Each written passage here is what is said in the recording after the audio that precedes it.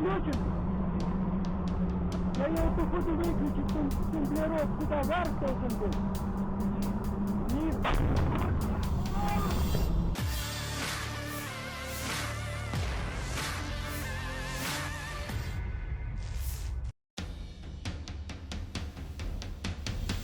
Detik-detik sebuah pesawat tak berawak atau FPV milik Rusia melancarkan serangan terhadap kendaraan lapis baja Rosel Senator buatan Kanada yang tengah membawa sejumlah tentara Ukraina terekam dan disebarkan di Telegram Senin 16 Juni 2025.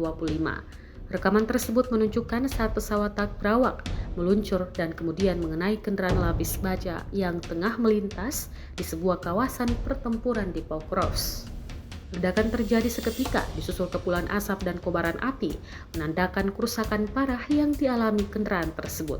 Hingga saat ini, rincian mengenai kondisi para prajurit di dalam kendaraan tersebut dan tingkat kerusakan yang terjadi masih terus dihimpun.